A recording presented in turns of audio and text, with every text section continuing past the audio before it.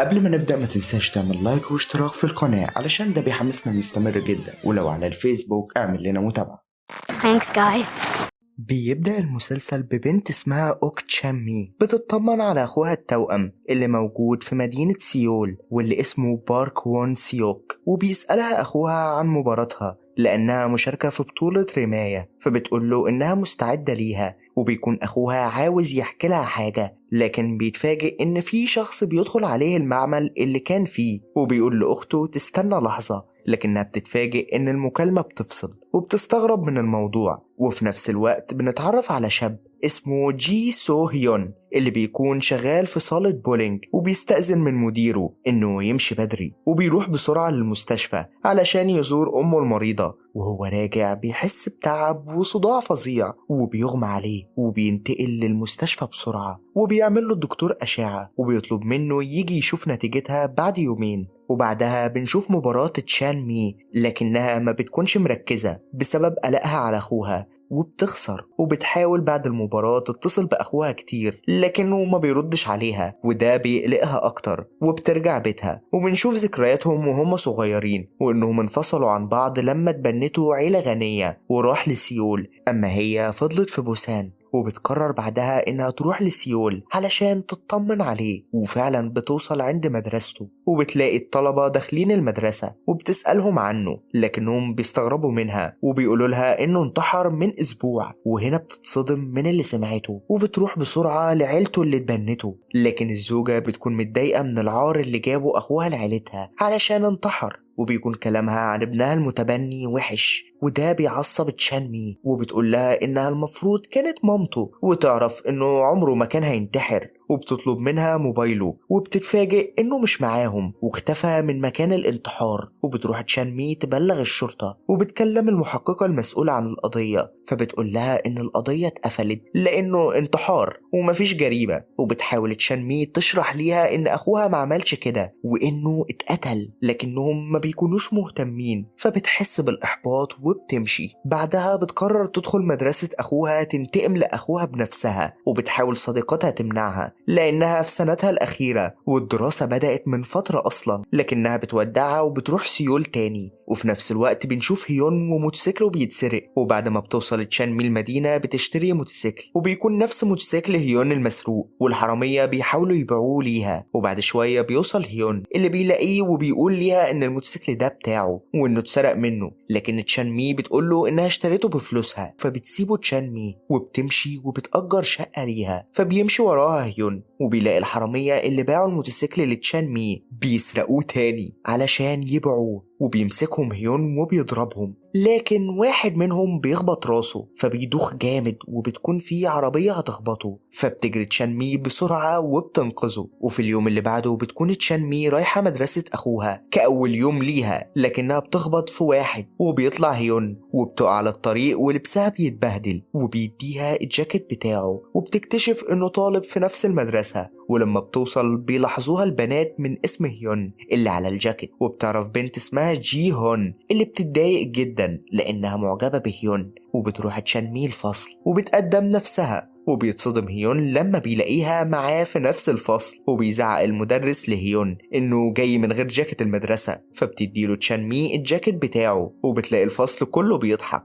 وبيفتكروا إنهم مرتبطين. وبتقدم تشان مي في نادي الرماية وبتقعد مع قائدة النادي، وبتقول لها تشان مي إنها سمعت عن طالب انتحر، فبتقول لها إن الكل كان مصدوم لكن محدش كان مقرب منه غير حبيبته، فبتطلب منها رقمها. وفي نفس الوقت بيمشي هيون وبتتصل على حبيبة أخوها، لكن بتتصدم إن هيون اللي بيرد عليها وبتكون مستغربة جدا وبتمشي وراه علشان تفهم السبب، وبتلاقيه رايح المستشفى وبتسمع الدكتور وهو بيكلم هيون اللي بيصدمه إن عنده ورم في دماغه، وإن من أعراضه الدوخة والغضب الشديد وعدم التحكم في إدراكه، وإن أيامه في الحياة معدودة وإنه باقي من عمره سنة أو أقل. فبتكون حزينة عليه وبيعيط هيون وبيغيب عن المدرسة. بعدها بتروح تشان مي المعمل اللي وقع منه أخوها وبتفتكر مكالمتهم في اليوم ده، وفجأة بتلاقي هيون وراها وبتسأله هو بيعمل ايه هنا، فبيقول لها انه في شاب انتحر من فترة في نفس المكان ده وانه حاسس بالحزن عليه رغم انهم مش قريبين من بعض، وبيقول لها انه شاف وهو بيقع وانه هو اللي اتصل بالشرطة. وبتكون تشان مي مصدومة جدا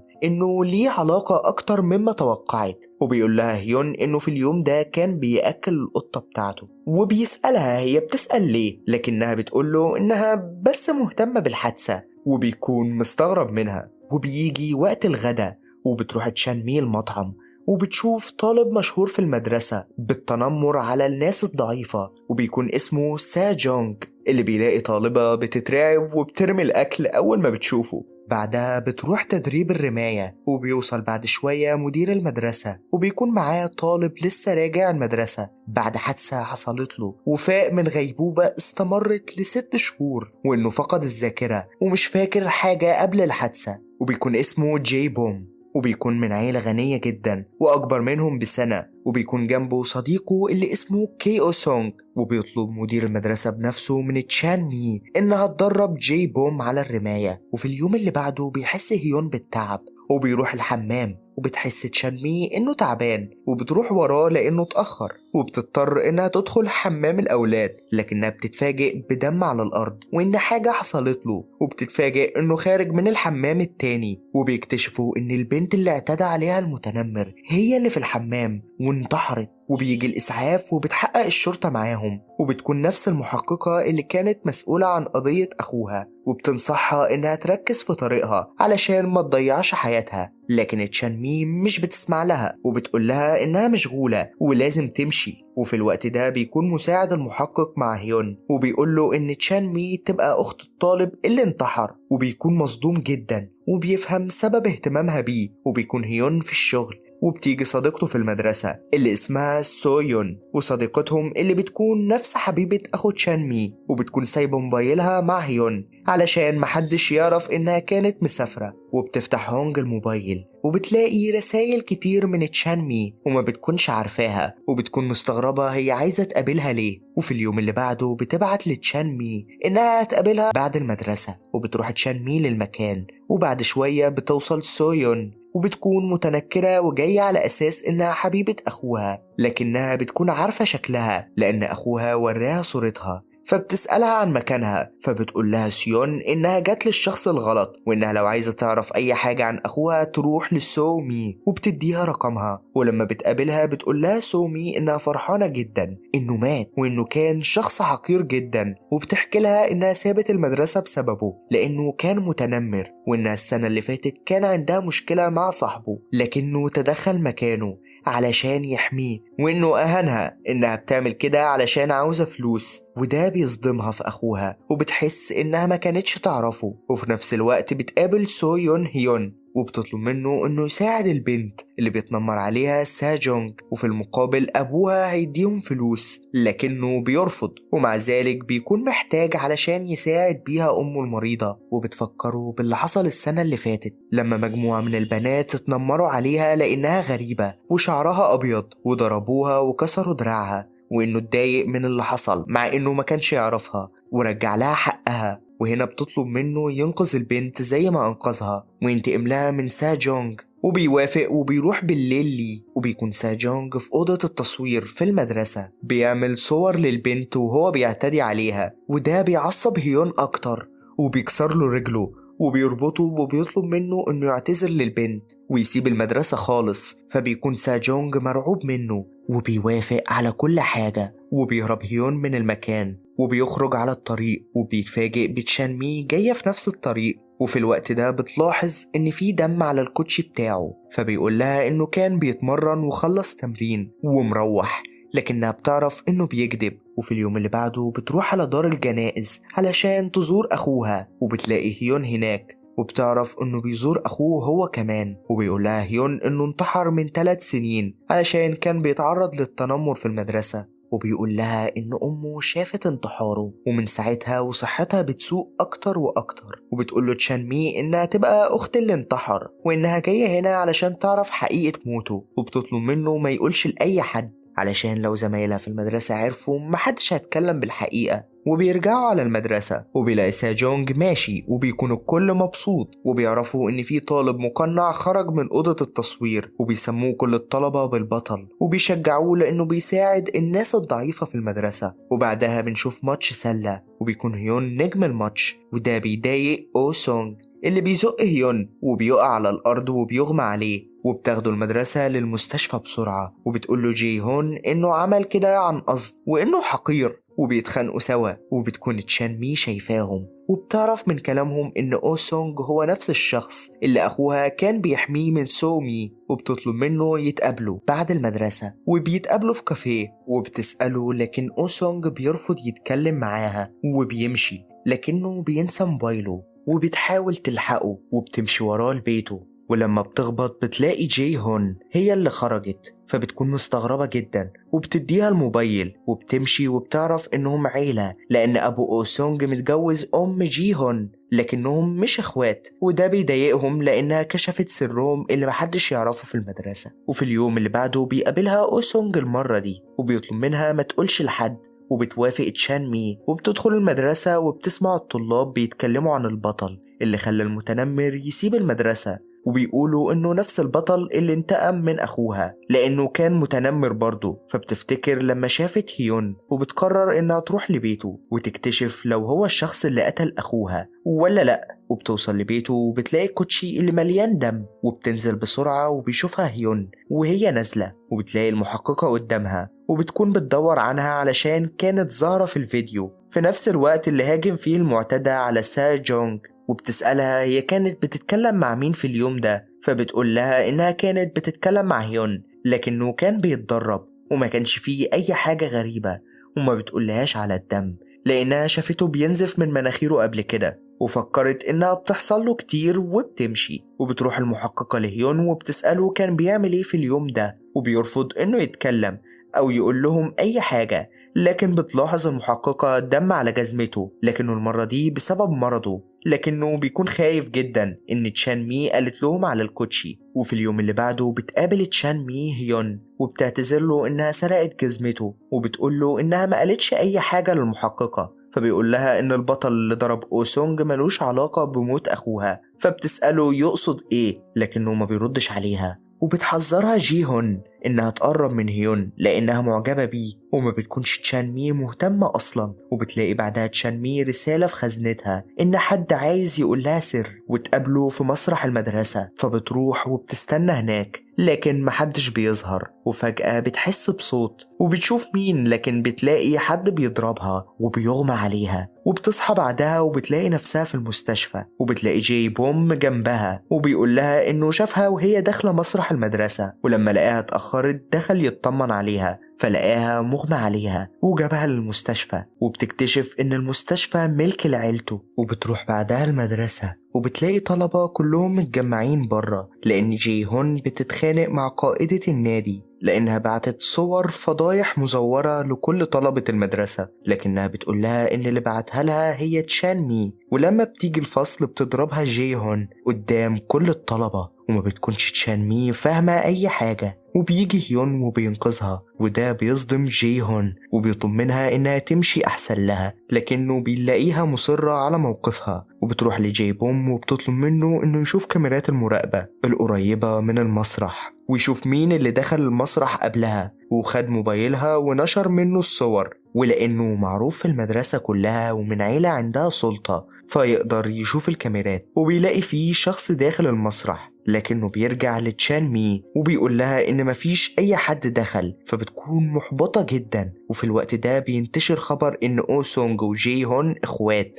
والكل في المدرسة بيتكلم عنهم، وبما إن تشان مي هي الوحيدة اللي تعرف السر ده بيقرر أو سونج إنه يتخلص منها وبيطلب مساعدة أبوه اللي بيكون رئيس مركز الشرطة، وبيقول له إن في بنت بتضايق جي هون وإنه خايف يحصل مشكلة كبيرة بينهم، وبيطلب منه إنه يطردها من المدرسة. وفي الوقت نفسه بتقابل تشان مي جي هون وبتكون جايبة بنات يضربوها، وبيشوفها هيون من السطح التاني وبيروح بسرعة علشان يلحقها، لكنه بيلاقيهم خلصوا ومشيوا. وبتمشي وبتلاقيه قدامها لكنها بتتجاهله وبتوصل على السكن بتاعها، وبتلاقي صور كتير ليها متركبة زي الصور بتاعة جي هون، وبتحاول تشيلها كلها. وبتلاقي صاحب السكن بيخرج وبيطلب منها تمشي، وبيقول لها إن الشرطة طلبت منه يمشيها. وهنا تشان مي ما بتكونش عارفة هتروح فين، لكن هيون بيكون واقف بعيد وبيعرض عليها إنها تسكن في بيته، وهو هينزل ينام في صالة الملاكمة. وفي الوقت ده بيروح جي بوم لأو سونج وبيسأله ليه ضرب تشان مي، وبيتفاجئ أو سونج منه وبيقول له إنه ما عملش حاجة. لكن جي بوم بيقول له إنه شاف في كاميرا المراقبة إنه داخل المسرح قبلها،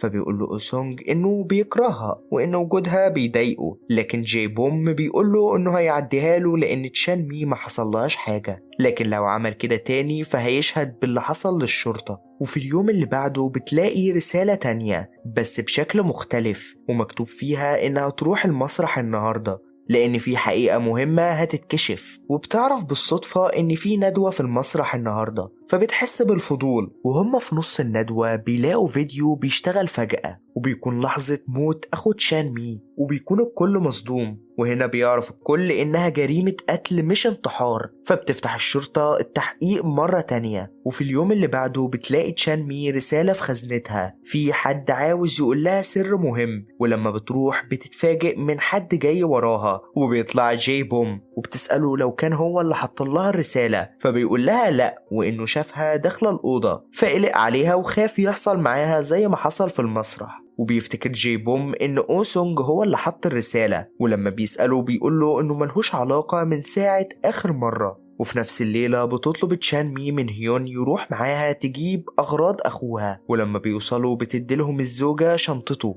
وبتقول لتشان مي إنهم رموا كل حاجة تانية وإنهم اتأكدوا إنه ما انتحرش لأنهم كانوا محرجين من الناس. فبيتعصب عليهم هيون بسبب أسلوبهم في الكلام عن أخوها، لكن تشان مي بتمنعه وبيمشوا. وبعدها بيفتحوا الشنطة وبيلاقوا كلها ذكريات وصور ليه هو وأخته، ولما بتشوفهم بتحزن. بعدها بنشوف تشان مي بتقابل حبيبة أخوها وبتسألها عن ارتباطهم، فبتقول لها إنهم ما كانوش مرتبطين وإنهم كانوا بيمثلوا إنهم مرتبطين علشان تقدر تقدم في تجارب التمثيل. فبتتصدم جدا إن أخوها ما قالهاش الحقيقة وهي مش فاهمة ليه. وبتشوف مطعم في صورة من الصور وبتروح هناك وبتسأل صاحبة المطعم عنه، لكنها بتقول لها إنها ما تعرفوش. وبتلاقي الجرسون يعرفه وبيقول لها إنه كان معاه في المدرسة من سنتين وإنه شخص طيب جدا وكان بيدافع عنه دايما، وده بيفرح أخته جدا. وفي نفس اليوم بالليل بتعرف سو يون بالصدفة إن في طالب قتل بنت، ولأنه قاصر القانون ما قدرش يعاقبه، واللي بيكون فرحان في وش أمها لأنها مش قادرة تعمل حاجة، وبتطلب من هيون إنه يعاقبه. وتاني يوم بيروح هيون المدرسة وبيقابله جي بوم اللي اتعرف عليه من يومين وبقوا أصدقاء بسرعة، وبيديله تذكرة لمباراة كرة سلة يحضروها بالليل. وبيكون مبسوط جدا لأن جي بوم جابها في أول صف واتفقوا يحضروها، وبيكون أو سونج بيراقبهم وبيكون متضايق جدا.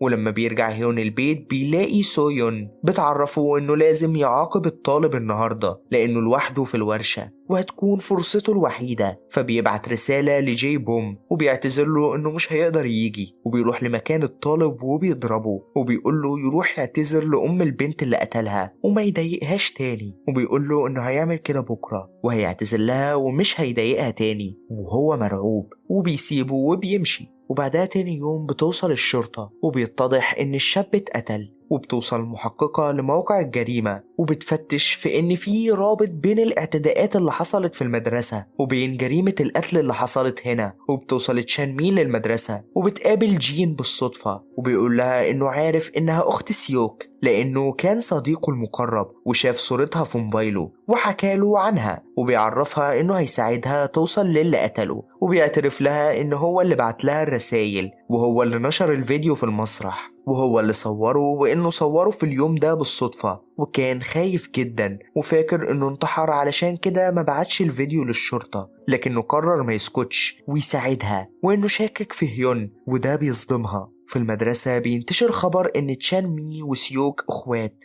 وبتروح لها جي هون وبتقول لها إنها كدبت عليهم وبتسيء لأخوها، وده بيضايق تشان مي جدا، وبتمسك جي هون وبتضربها جامد أكتر حتى من ضربها ليها المرة اللي فاتت. وبتتنقل جي هون للمستشفى، والكل بيكون متفاجئ من تصرفات تشان مي. وبتعرف تشان مي من سويون وحبيبة أخوها إن أخوها كان طيب جدا في السنة الأولى وكان بيحمي الطلاب من التنمر، لكن كل ده اتغير بعد ما بقى صديق لأو سونج وكان بيسيطر عليه كأنه ماسك عليه حاجة. بعدها بتعرف سويون إن الطالب اتقتل، وبتتصدم وبترجع لهيون وبتسأله، لكنه بيقول لها إنه ضربه وهدده بس، وبيكون خايف جدا ومش عارف يعمل إيه. بعد شوية بتوصل المحققة لصالة البولينج وبتطلب إنها تفتش خزانة هيون، وبيكون خايف ومرعوب جدا، لكنه بيفتح لها الخزانة ولما بتفتشها ما بتلاقيش حاجة. لكن هيون بيحاول يوصل للصالة قبلها علشان الشنطة اللي فيها الماسك بتاعه هناك، وبيلاقيها وصلت قبله وبتحاول تكسر خزنته، ولما بتفتحها ما بتلاقيش حاجة ويتفاجئ من الشنطة اللي اختفت. وبتطلع تشان مي هي اللي أخدتها، وبتكون اكتشفت إنه هو البطل اللي بينتقم من المتنمرين. وبتسافر على بوسان وبتكون سايبة ليه رسالة إنه لو عايز الشنطة يجي لبوسان، وبيروح هيون المكان اللي قالت له عليه وبيحاول يفهمها إنه ما قتلش أخوها، لكنها بتعيط وبتقوله إنه أكتر واحد مشتبه فيه، وبيكون معاها مسدس الرماية وحطت فيه رصاصة حقيقية. لكن النور بيقطع فجأة وبتضرب عليه فبيتجرح في دراعه، وبيقدر ياخد منها المسدس، وبيقول لها إنها لو شك فيه وفاكرة إنه هو اللي قتل أخوها فهو هيقتل نفسه ويخلص من التعب ده، لكن لازم تسمعه. لكنها فجأة بتلاقي اتصال من موبايل أخوها، ولما بترد محدش بيرد، وبتكون متفاجئة جدا وبتقوله رد وإنها تمسكه مهما حصل. بعدها بتعتذر لهيون وبتقوله إن اللي قتل أخوها هو نفس الشخص اللي معاه الموبايل، فبيسألها إزاي عرفت إن الشرطة بتطارده، وخدت الشنطة فقالت لي إن أو سونج هو اللي قال لها لما راحت له عند بيته علشان تسأله ليه كان بيهدد أخوها وبيجبره يعمل حاجات سيئة. وبيقول لها إن الشرطة شاكة إن هيون هو البطل اللي بيضرب المتنمرين، وإنه هو اللي بيقتل، وإنها ما كانتش عاوزة الشرطة توصله لأنها عاوزة تنتقم لأخوها بنفسها. بعدها بيسمعوا مكالمة القاتل مرة تانية، وبيسمعوا صوت موبايل تاني في المكالمة، لكنهم ما بيتوصلوش لحاجة. وبيمشي هيون وبيطلب منها إنها تنسى إنه كان موجود في بوسان، وبيرجع على سيول. وهو ماشي بيجيله ألم في راسه وبيغمى عليه في محطة القطر، وبيتنقل فورا على المستشفى. وبيحاول الكل يوصل لهيون حتى المحققة، لكن موبايله بيكون مقفول ومحدش بيكون عارف مكانه، وبتشك فيه الشرطة أكتر إنه هرب. فبيطلب مدرس الفصل من جي هون إنها تروح وتطمن عليه إذا كان بخير لأنها مندوبة الفصل. وفي نفس الوقت بيكون جي بوم بدأ يسترجع ذكرياته وبيفتكر إنه ما عملش حادثة وإنه حاول ينتحر، وما بيكونش فاكر هو عمل كده ليه، وبيكون حاسس إن ليه علاقة بموت سيوك، لكن محدش بيقوله حاجة حتى أهله وصديقه. وبتخلص تشان مي المدرسة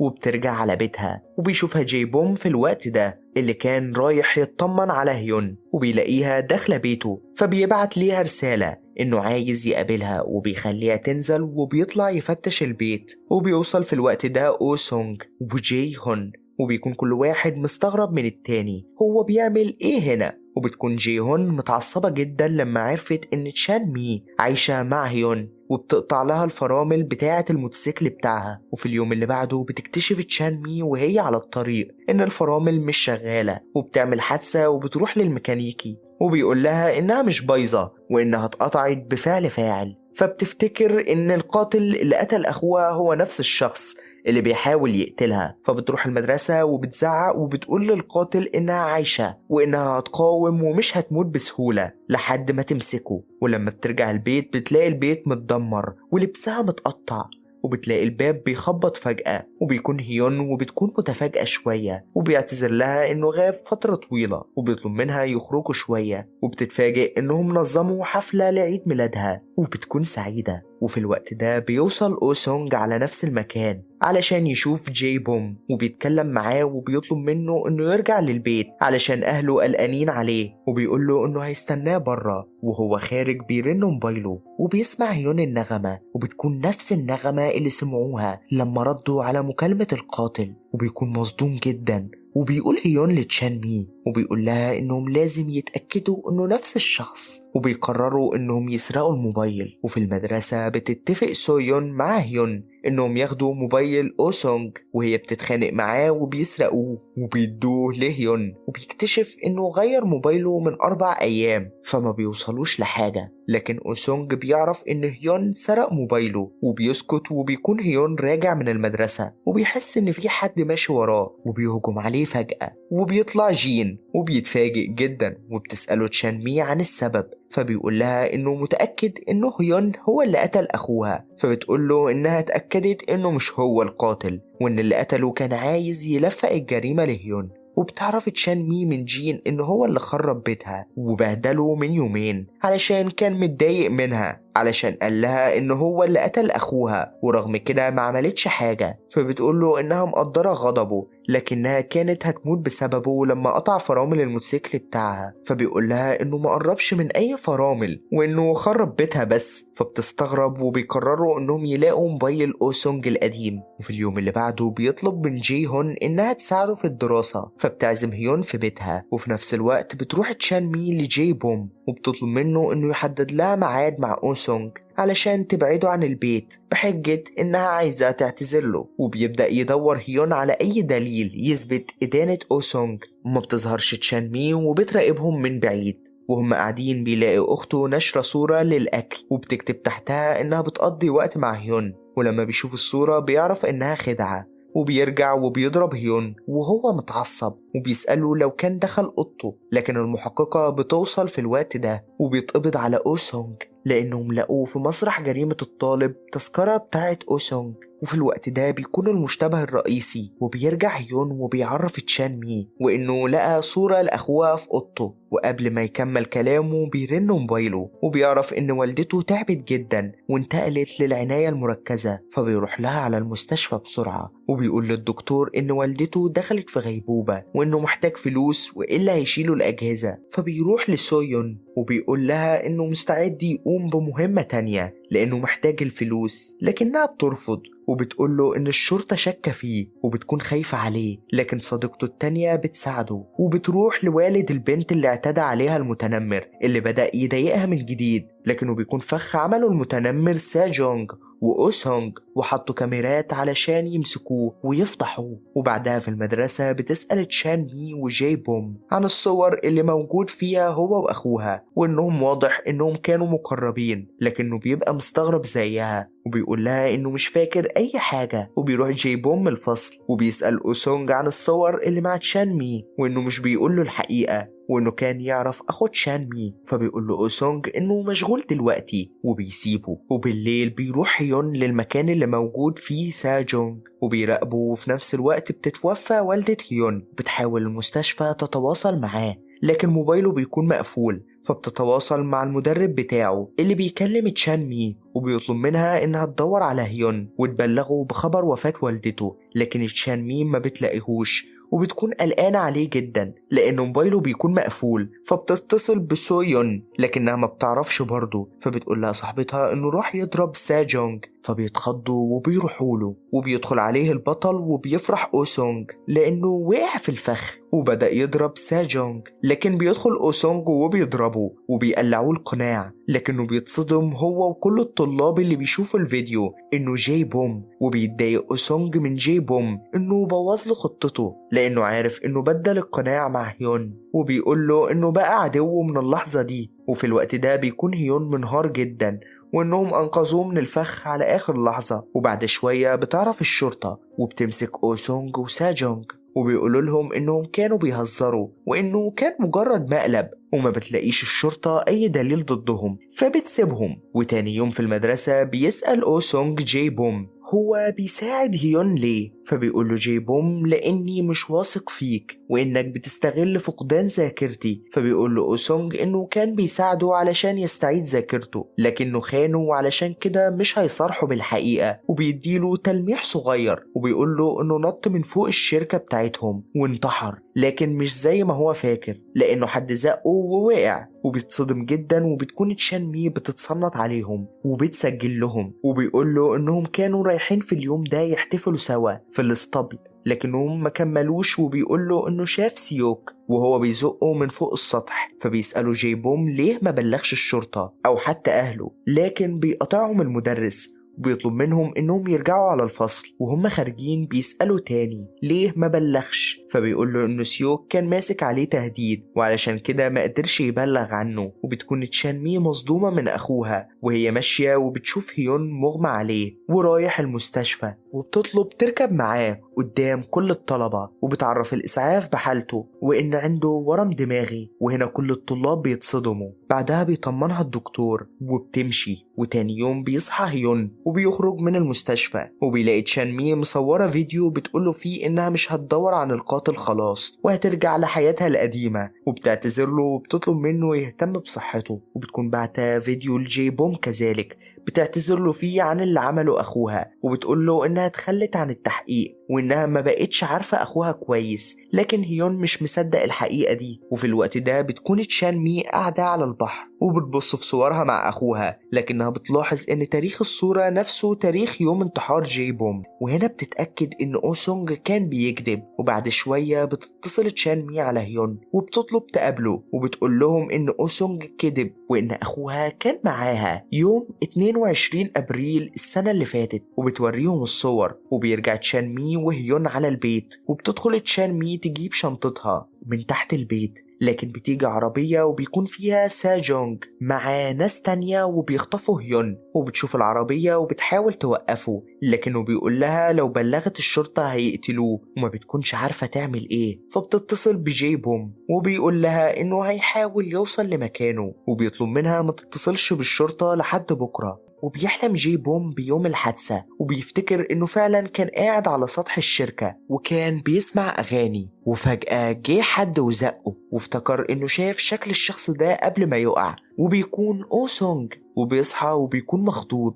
وفي اليوم اللي بعده بيتصل بتشان مي وبيقول لها انه عرف مكانه وبيروح جاي بوم للمستودع اللي موجود فيه هيون وبينقذه لانهم كانوا بيعذبوه. وبيدخل جاي بوم وبيضرب أوسونج وبيقول له انه كذب عليه وخدعه وانه افتكر كل حاجة وهيعاقبه على كل اللي عمله. فبيتصدم ان رجعت ليه الذاكرة وبيخرج جاي بوم وهيون وبيلاحظ هيون ان جاي بوم اعصر وكمان بيمضي باسم شخص تاني، لكن بيعرفوا الحارس انه مش اسمه وبيتحرج وبيشطبه وبيكتب اسمه وبيرجع على البيت. وبيحكي هيون اللي حصل لتشان مي وبتفتكر تشان مي ان جاي بوم قال لها انه كان عنده اخ توأم وتوفى وهم في المرحلة الاعدادية وكانوا توأم متطابق ومحدش بيقدر يفرقهم عن بعض غير اهلهم. وبيفتكر لما قال لها انه احيانا بيعمل حاجات ومش بيفتكرها كأنه شخص تاني وبيقول لها وبيكونوا مستغربين ومش فاهمين اللي بيحصل. وبعد شوية بتروح تشان مي للمحققة وبتقول لها انه حد اتصل عليها من موبايل اخوها وبتطلب منها انها تتبع المكالمة علشان تعرف القاتل. وفي الوقت ده بيجي مساعد المحقق وبيقول لها انهم اكتشفوا ان الشخص اللي قتل الطالب كان اعصر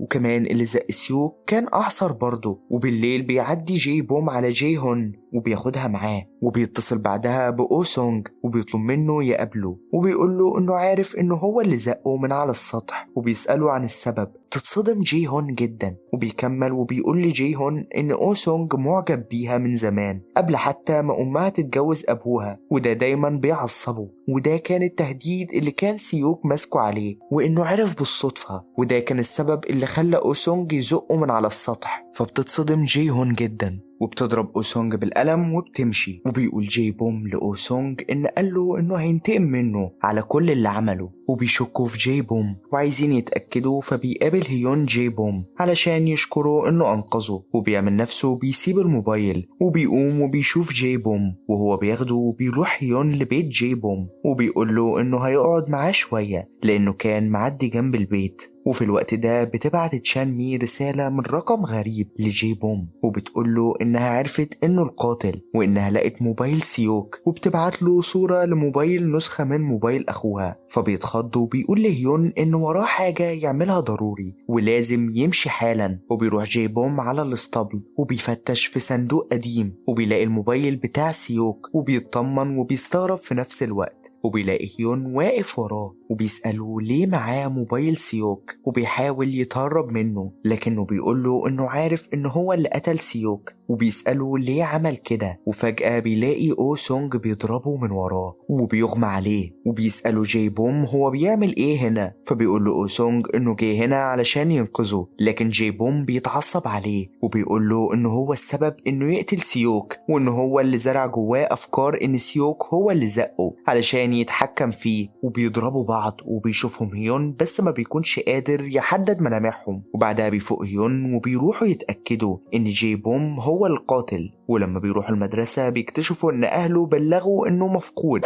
وبيلاقوا عربيته في مكان مهجور وملهوش اثر. لكن بعدها بيومين بتكون سويون في منطقة تانية وبتشوف جاي بوم بالصدفة وهو طالع يخت، وبتعرف تشان مي اللي بتاخد مسدس الرماية بتاعها وبتقرر انها تروح تنتقم منه. وبيتفاجئ جاي بوم لما بيشوفها وبيسأل هي بتعمل ايه هنا، فبتسأله هو قتل اخوها ليه، وبيفتكر جاي بوم كلامهم سوا وان تشان مي قالت له انها هتقتل قاتل اخوها ومش هتسلمه للشرطة. وبيحاول جاي بوم يعتذر لها وبيقول لها انه ما كانش قصده وان أوسونج هو اللي خدعه، وبتتغير تعابير وشه فجأة كأنه شخص تاني، وبيضربها وبياخد منها المسدس وبيغمى عليها. وبعد شوية بتفوق وبيقول لها جاي بوم إنها عرفت حاجات أكتر من اللازم وإنه لازم يتخلص منها، فبتقول له إنها عارفة إنه مش جاي بوم وإنه أخوه. وبيتضح إن جاي بوم عنده انفصام في الشخصية من ساعة موت أخوه، والشخص التاني اللي جواه يبقى أخوه اللي مات، وبتطلب منه يسيب جاي بوم وإنه إنسان طيب على عكسه، وبيبان عليه إنه بيصارع الانفصام اللي في عقله. وفجأة بياخد المسدس وبيحاول يقتل نفسه، لكن تشان مي بتلحقه وبتقدر تمنعه، وبتيجي الشرطة وبيقبضوا عليه. وبعدها في المدرسة بتوصل رسالة من جي هون بتقول لهيون إنها عاوزاه في موضوع فوق السطح، ولما بيطلع بيلاقي أو سونج ماسك جي هون ومعاه سكينة وبيطلب منه يركع على رجله وبيتوسل وإلا هيقتلها. وفعلا بيضربه أو سونج وبيحاول يقتل هيون بالسكينة وبيتفاداها هيون، وبيقع أو سونج بالغلط من فوق السطح وبيموت. وبيشوفوا كل الطلاب وبيكونوا متفاجئين من اللي حصل، وبيوصل الإسعاف. وقبل ما توصل الشرطة بشوية بتوصل رسالة لكل الطلاب اللي في المدرسة، وبيعرفوا إن هيون هو البطل اللي بيحمي الناس الضعيفة. ولما بتوصل الشرطة بتستجوب كل الطلاب وبيتفاجئوا إنهم بيقولوا لهم إن أوسونج انتحر وإنه كان لوحده وما كانش معاه حد. بتستجوب الشرطة جي هون وبتقول لهم إن أوسونج خدها على السطح وكان بيحاول يهددها بالقتل، وفجأة سابها ونط من فوق السطح. وما بتلاقيش الشرطة أي دليل إنها كانت جريمة قتل، فبتقفل القضية وبتخلص السنة الدراسية وبيتخرج الكل. وبتكون تشان زعلانة إن هيون مش معاهم لأنه ساب المدرسة بعد الحادثة وقرر يستمتع ببقية حياته قبل ما يموت. وهو ماشي بيشوف تشجيع كل الطلبة ليه وإنهم بيتمنوا ليه الصحة. وبتدخل تشان مي كلية الشرطة وبتعيش بسعادة مع هيون. وبينتهي المسلسل مميز فعلا. لو كنت كملت معايا الملخص للآخر عندي ليك سؤال، يا ترى قدرتوا تخمنوا القاتل في الدقيقة كام علشان أعرف مين فيكم ينفع محقق ويكون خليفة المحقق كونان في المستقبل؟ قولوا لي إجابتكم في التعليقات وهقراها كلها.